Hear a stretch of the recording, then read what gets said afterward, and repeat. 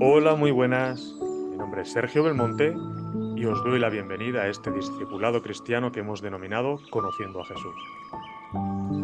Esta es la cuarta lección, cuyo nombre es Jesús vive. Y buscamos precisamente esto, entender que los cristianos no buscamos ni servimos a un Dios muerto ni a un Dios histórico, sino a un Dios que efectivamente está vivo.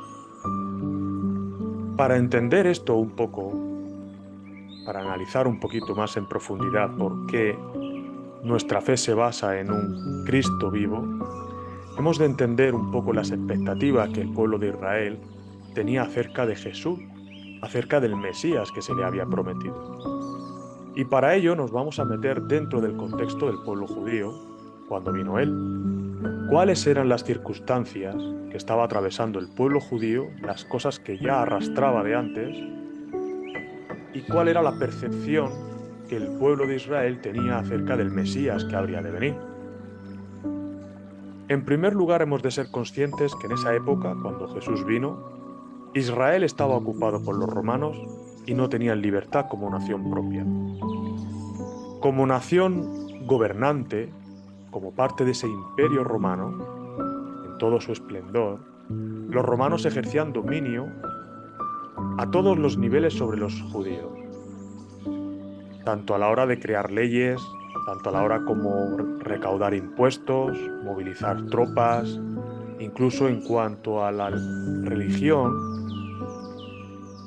El ente dominante era Roma, los dioses dominantes eran los romanos y todo lo demás. Si bien es cierto que Israel tenía ciertas libertades siempre y cuando éstas no entrasen en conflicto con la propia nación romana.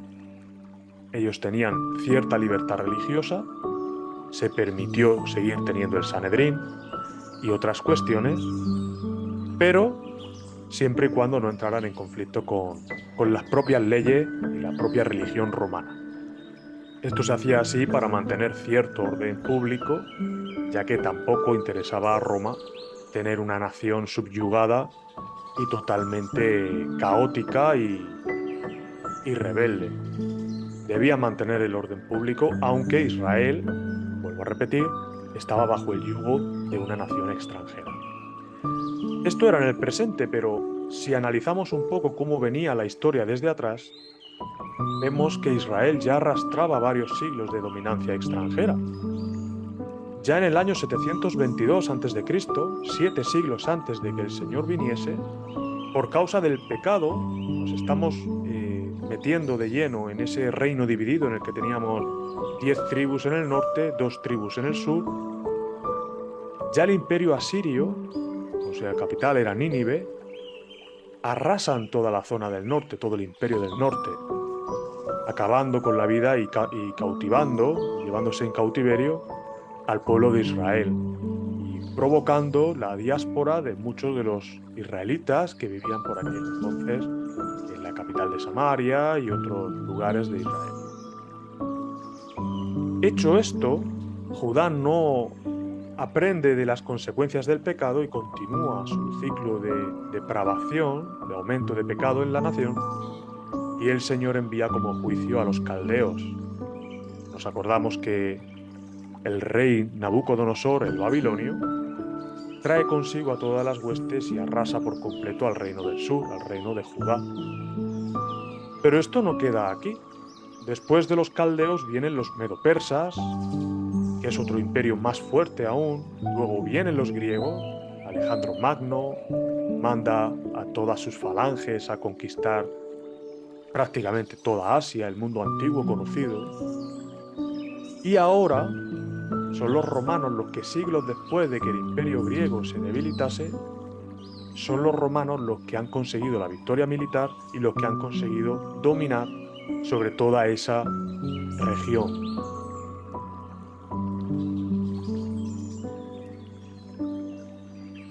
Vemos que el pueblo de Israel tenía el ejemplo en la mente de esa rebelión de los macabeos y la consecuente expulsión de los griegos. Esto sucedió, como hemos visto, en la época en la que el imperio griego estaba en su máximo esplendor Sabemos que Alejandro Magno muere y su vasto imperio se divide en 4, que eran los 4 grandes generales que él tenía. Tiempo después viene alguien al que conocemos como Antíoco Epifanes IV, que fue uno de los reyes que gobernó en uno de esos 4 imperios divididos. Y este hombre tiene la intención de helenizar la provincia, es decir, quitar por completo las costumbres, creencias y cultura que había en la época. Quiere erradicar por completo todo lo que tiene que ver con el judaísmo y establecer en su lugar la cultura y los dioses griegos. Esto obviamente da lugar a conflictos internos de orden público, conflictos que se van a ver totalmente exacerbados cuando a este hombre se le ocurre sacrificar un cerdo en el templo dedicado al falso dios Zeus. Esta ofensa es tan grande, recordamos que para los judíos un cerdo era un animal inmundo, entonces el hecho era que los griegos estaban sacrificando un animal inmundo en el templo que ellos habían dedicado a Dios y estaban dedicando ese sacrificio inmundo a un ídolo. Esto provoca que una familia de sacerdotes conocidos como los macabeos, liderados por Judá el Martillo, que lo conocían así, da lugar a una rebelión interna, a una sublevación en armas que consigue expulsar a los griegos de la zona. Se forman los grupos religiosos como los fariseos, que son defensores de la ley, de las tradiciones, de la propia nación de Israel, y se forman grupos ultranacionalistas, armados, otras veces más con intereses más pacifistas, pero siempre con la intención de defender a ultranza los intereses de la nación de Israel y su cultura. Este era el caso, por ejemplo, de los celotes, que siempre estaban en contra de cualquier tipo de dominancia extranjera. También sabemos que dentro de ese contexto, en la memoria del pueblo de Israel siempre estaba esa promesa de Dios que vendría un Mesías príncipe que los libertaría de una vez para siempre. Si vemos todo esto, vemos que a lo largo de 7 siglos, Israel ya llevaba una larga trayectoria de sufrimiento. Es cierto que por culpa del pecado, que ellos se buscaron que Dios juzgase su situación, ¿no? Pero es cierto que había un sufrimiento constante, una queja constante de sus propias situaciones y una promesa que había ahí de que un Mesías príncipe iba a venir para libertarles de ese sufrimiento y de ese yugo extranjero. Ellos querían ser libres, ¿no? Pero ahora bien, ¿qué conocimiento tenían los judíos dentro de ese contexto que acabamos de hablar acerca del Mesías prometido? ¿Qué decían las Escrituras acerca del Mesías prometido? El pueblo judío creía que ese Mesías iba a ser un descendiente de Eva. Y así como dice en Génesis 3, versículos 14 y 15, iba a pisar la cabeza, es decir, iba a dominar, iba a terminar con ese yugo de la serpiente que les mantenía esclavizados desde el Edén. Dice el versículo 14, y Yahvé Dios dijo a la serpiente, por cuanto esto hiciste, maldita serás entre todas las bestias y entre todos los animales del campo. Sobre tu pecho andarás y polvo comerás todos los días de tu vida. Y pondré enemistad entre ti y la mujer, y entre tu simiente y la simiente suya. Y aquí está la clave. Dice, esta te herirá en la cabeza y tú le herirás en el calcañar. Es decir, la descendencia de Eva un día terminaría pisoteando ese yugo que hacía tropezar, que servía de obstáculo a la herencia de la mujer, a la humanidad. Tenían esa creencia firme de que Dios iba a actuar. También tenían por seguras las promesas que Dios le había hecho al pueblo de Israel a través de los reyes, especialmente a través de David. Vemos en 2 de Samuel, capítulo 7, versículos del 12 al 14, cómo el Señor le promete esto mismo. Dice, yo levantaré después de ti a uno de tu linaje, el cual procederá de tus entrañas, y afirmaré su reino. Él edificará casa a mi nombre, y yo afirmaré para siempre el trono de su reino. Yo le seré a él padre, y él me será a mí hijo. Dios está hablando a David que un descendiente de su linaje iba a ocupar un reino que sería para siempre. Un reino sin estorbos, eterno. Pero vemos también que el pueblo tenía conocimiento acerca de quién sería el Mesías, porque los profetas constantemente daban pistas de él. Nacería en Belén, nacería de una virgen, iría a Egipto, de Egipto vendría, sería Emmanuel, Dios con nosotros. El Señor había ido revelando ciertas pinceladas de quién iba a ser el Mesías, y ese conocimiento estaba en la memoria del pueblo de Israel. También conocían la famosa profecía de las 70 semanas que Dios le da a Daniel. Cuando vienen los magos de Oriente a ver al rey Herodes para preguntarle por este rey Mesías, los magos de Oriente ya tenían una orientación de la fecha en la que esto iba a suceder, porque la profecía de Daniel es bastante clara. Dice, 70 semanas están determinadas sobre tu pueblo y sobre tu santa ciudad, para terminar la prevaricación y poner fin al pecado, y expiar la iniquidad, para traer la justicia perdurable, y sellar la visión y la profecía, y ungir al santo de los santos.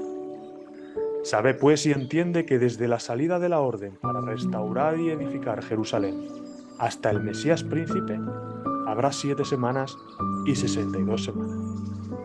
Vemos aquí que dice, desde la salida de la orden para restaurar y edificar Jerusalén. Desde el momento en el que el ángel habla hasta que eso se cumple, dice 7 semanas. Y hasta el Mesías príncipe, 62 semanas. La palabra está hablando de semanas de años. Con lo cual, cuando dice 7 semanas, lo está traduciendo a 49 años y 62 semanas lo está traduciendo en 434 años. Después de las 62 semanas, se quitará la vida al Mesías. Ahora, continúa la profecía dando datos específicos y tiempos específicos de cuándo iba a venir el Mesías, de qué iba a suceder con el Mesías, y aún nos habla de una última semana en la que se nos cuentan qué cosas sucederían. Esto también lo sabía el pueblo de Israel. Esperaban que en un tiempo determinado el Mesías iba a venir. Con todo esto en mente, vamos a ver cuál fue la reacción del pueblo de Israel cuando Jesús viene. Se cumplen esas 62 semanas y Jesús viene. Primero vemos la reacción de Herodes, que lo quiso matar. Cuando los magos de Oriente vienen a él diciéndole que vienen a ver al rey, Herodes, un hombre bastante iracundo y obviamente ve en él una amenaza, es ahí cuando él manda matar a todos los niños de Belén de en torno a 2 años. Menores de 2 años tenían que morir. ¿Por qué? Porque se creía que ese era el tiempo que debía tener por aquel entonces el Señor Jesús, entre 0 y 2 años. Sus opositores, si hablamos del sistema religioso judío, saduceos, fariseos, herodianos, etc., etc., veían en él una amenaza a su propio estatus. Si Jesús es el Señor, si Jesús es el auténtico sacerdote, si Jesús es Dios hecho carne, ellos perderían su estatus. Ya no sería necesario que ellos estuviesen ministrando al pueblo porque ya teníamos un sumo sacerdote.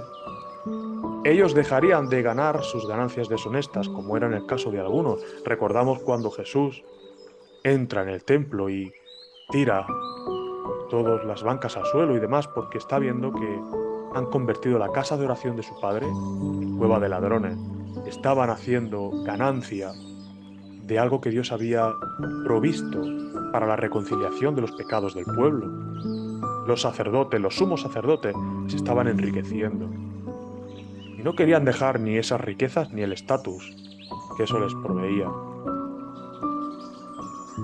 Ven a la misma vez que el pueblo empieza a seguirle, y cada vez más. Son muchas las veces que la palabra habla de que las multitudes seguían a Jesús. Cuando habla de multitudes, habla de muchos, miles. El milagro de los panes y los peces habla de miles de personas recostadas esperando el milagro, ¿no?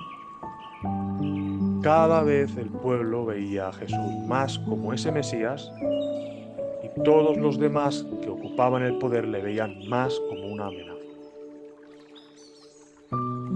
Vemos que Pedro reconoce que Jesús es el Cristo. Cuando Jesús le pregunta: ¿y vosotros quién decís que soy? Pedro le dice: tú eres el Cristo, el Hijo del Dios viviente. Y es ahí donde el Señor le dice: sobre esta roca edificaré mi iglesia, ¿no? Sobre esta verdad inamovible, que Jesús es el Cristo, el Hijo de Dios viviente. Sobre esa verdad, la iglesia sería edificada. Pero vemos que Pedro sigue estando equivocado. Porque poco más adelante, cuando Jesús le dice: tengo que ir a enfrentarme a la muerte, Pedro le dice: no, no vayas. Y el Señor le tiene que decir: apártate de mí, Satanás, apártate de mí, adversario, porque me eres tropiezo. Vemos que el pueblo le recibe cuando entra en Jerusalén: Hosana, Hosana.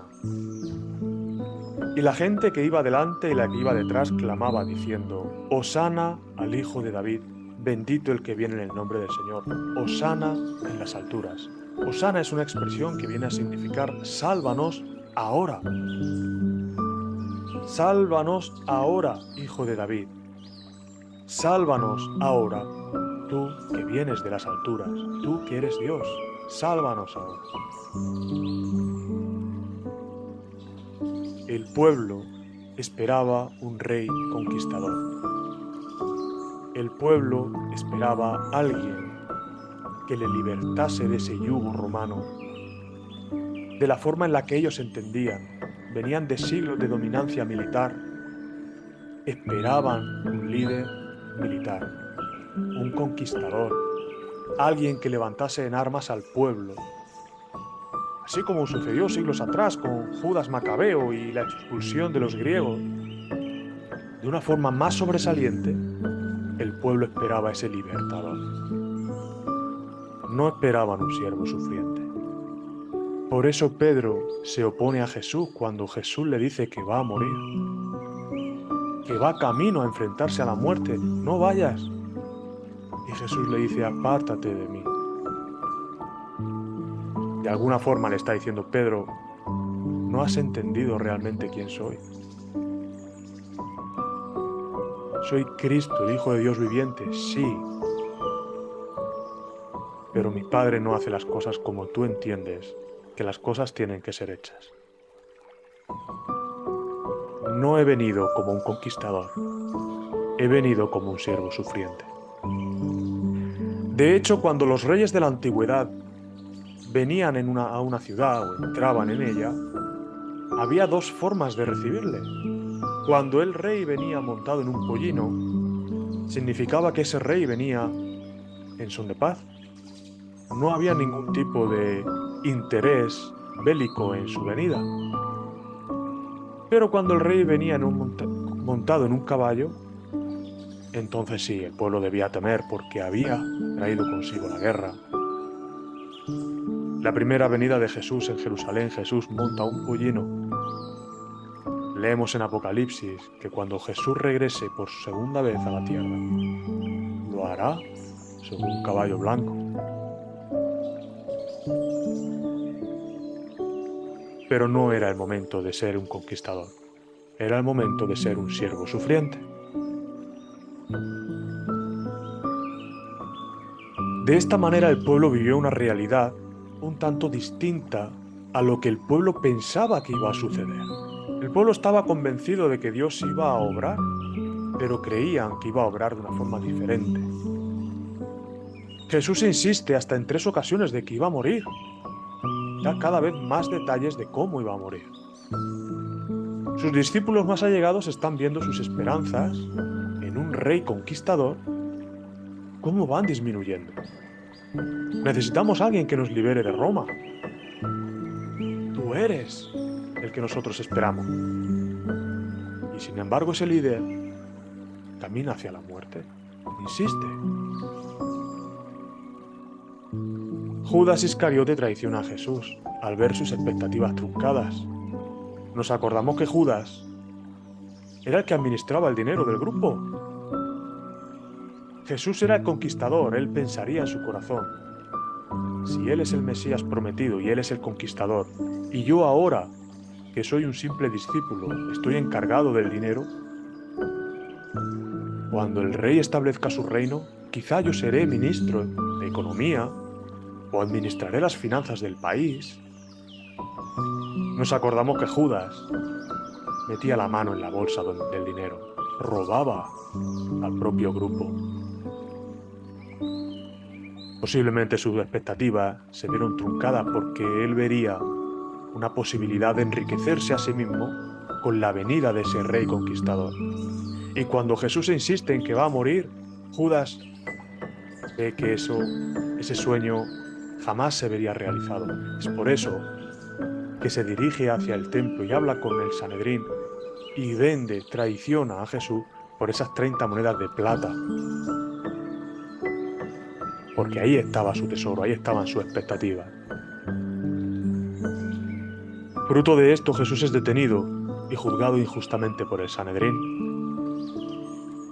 No encuentran acusación legal para poder justificar lo que estaban haciendo con él. Eran actos injustos. Mandan a personas que testifiquen contra él, aun diciendo mentiras. Pero era el momento. Y el juicio injusto sale adelante. Le llevan hacia Roma, las autoridades romanas, Poncio Pilato y demás. Pero ellos le evalúan, le juzgan y no ven delito en él. Ponen su caso delante del pueblo y el pueblo insiste en liberar a Barrabás. ¿Por qué el pueblo insiste en liberar a Barrabás? La palabra dice que Barrabás había sido un exaltador, que había amotinado a la gente y que había matado a un romano. El pueblo está viendo a Jesús como un líder en potencia, pero un líder que está dispuesto a morir.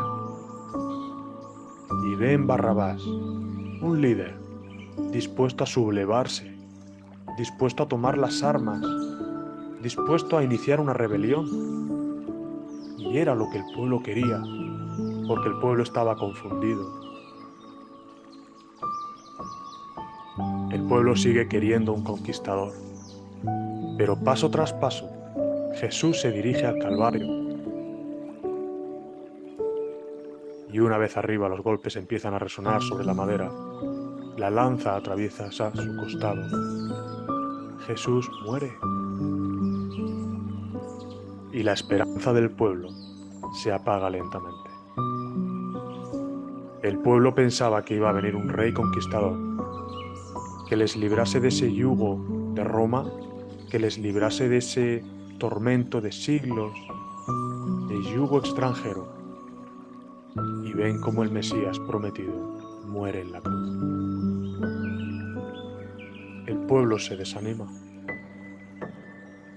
Pero sucede algo nunca visto antes, algo que nunca antes había sucedido. Muere Jesús y acto seguido un gran terremoto. El velo se rompe de arriba a abajo. Dios desde los cielos está haciendo algo.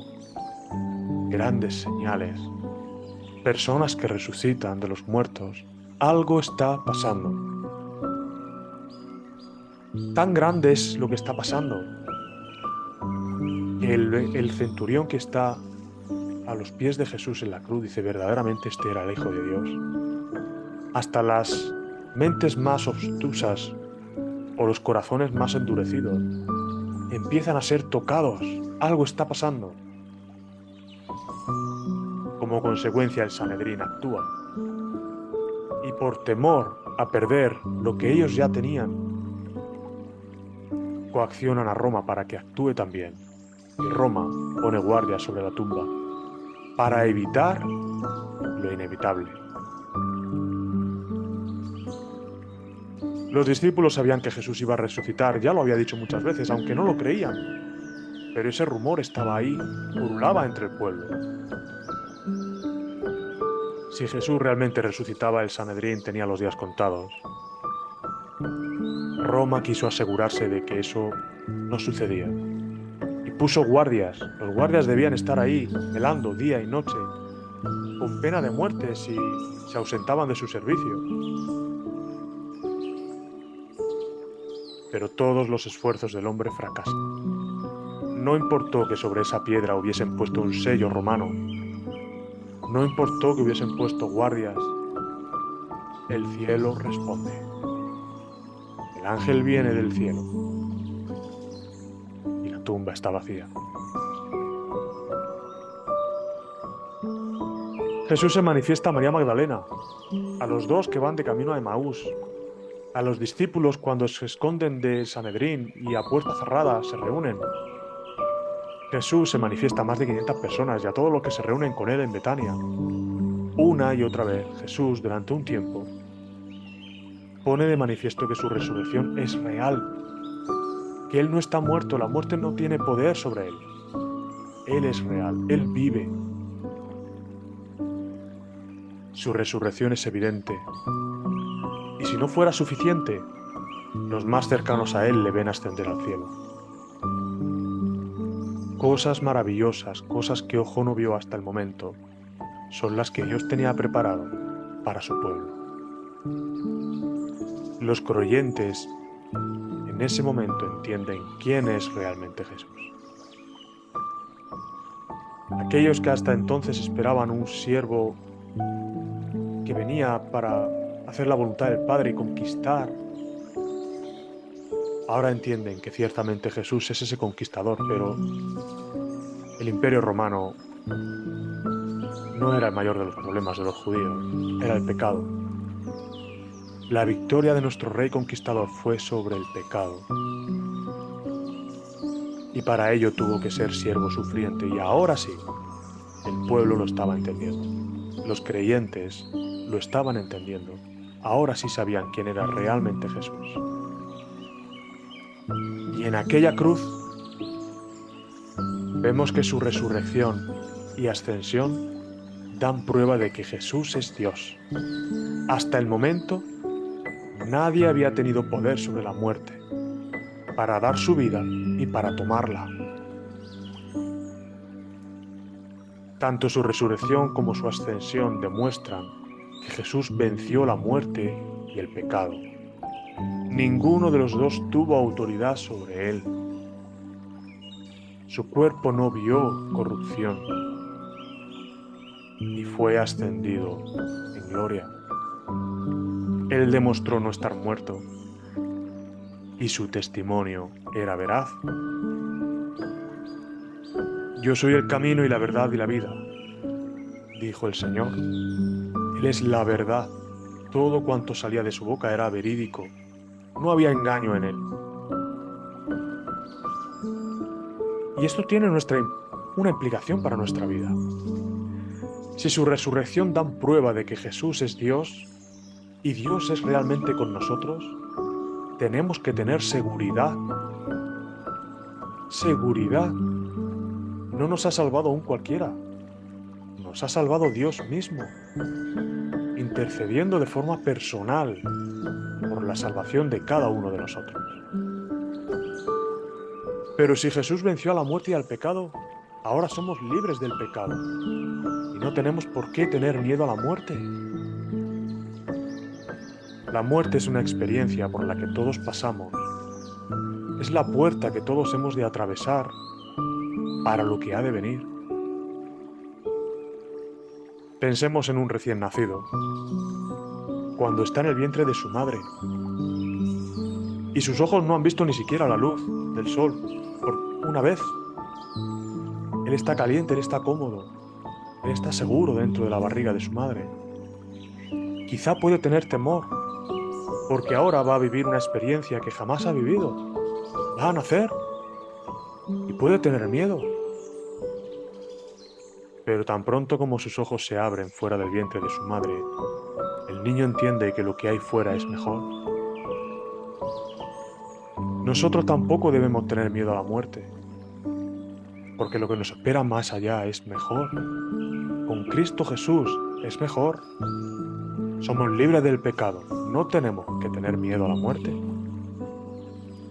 Y si Jesús demostró que su palabra es verdad, no tenemos que hacer caso a los gurús que nos hablan hoy día, ni Gandhi, ni Buda, ni ningún otro. Nadie afirmó ser el camino y la verdad y la vida, nadie lo dijo. Algunos hablaban de sabiduría, pero nadie dijo que Él es el camino para llegar al Padre. Jesús sí, y su testimonio no falla, verá. Estemos confiados, porque Jesús vive. No es un Dios muerto, no es un Dios lejano, no es un Dios que mienta. Es un Dios que vive para siempre, que reina para siempre, que intercede por nosotros para siempre y que nos espera en las moradas celestiales, nos espera. Tengamos esa confianza, tengamos esa seguridad, que nada nos separará del amor de Cristo Jesús, ninguna cosa creada, ninguna cosa creada. Andemos en santidad, crezcamos en su conocimiento, sigamos las pautas que Dios nos da en su palabra. Y allí, cuando crucemos ese umbral, cuando nuestros ojos se cierren aquí en esta vida, recibiremos lo que Jesús tiene para nosotros. Que el Señor bendiga a su iglesia. Gracias por acompañarnos en este tiempo. Os esperamos la semana siguiente, siempre con el favor de Dios, buscando conocer un poquito más a Jesús, el autor y consumador de nuestra fe y esperanza. Un abrazo en el Señor para todos.